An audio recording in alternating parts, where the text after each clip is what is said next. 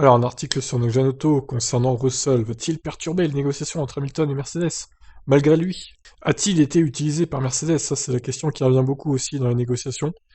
Hamilton veut être payé davantage, mais Mercedes a vu ce week-end qu'un jeune pilote comme Russell peut aussi faire le boulot, a déclaré Christian Albers, le fameux ancien pilote Minardi.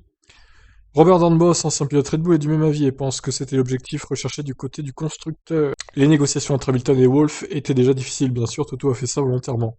Il aurait pu mettre le pilote de réserve dans la voiture, donc c'était aussi politique. Hamilton demande 50 millions pendant que le patron de Daimler, qui est un grand fan de F1, veut réduire les dépenses de l'entreprise dans la discipline.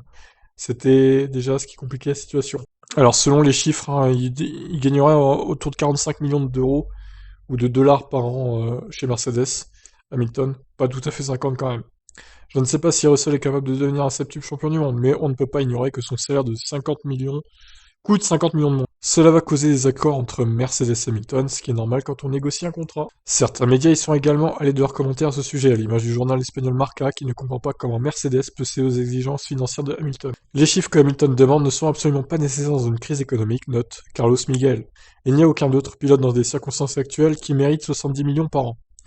Alors lui, je sais pas d'où il sort son chiffre de 70 millions par an, mais c'est pas du tout ça, hein. Faut arrêter quand même. Le journaliste de Marca, il dit n'importe quoi. C'est-à-dire le chiffre que nous entendons ici et là, je sais qu'il est tentant de rester avec le champion, mais ça ne doit pas se faire à tout prix. Non mais c'est faux, 70 c'est faux.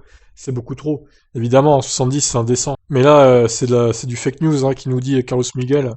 Clairement, c'est 45, entre 45 et 50 peut-être max, mais pas du tout 70 millions, faut arrêter. Donc bah écoutez, de toute façon, les négociations entre Hamilton et Mercedes, pour l'instant, il n'y a pas de nouveau, donc on ne sait pas. C'est vrai qu'on est quand même à quelques jours du Grand Prix, du dernier Grand Prix 2020.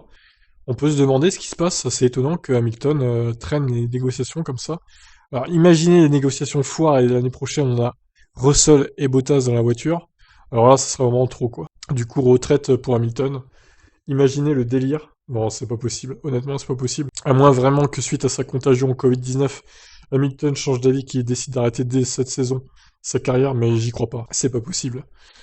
Bon, bah sur ce, je vous laisse réagir. On verra bien ce que ça donne, hein, les négociations.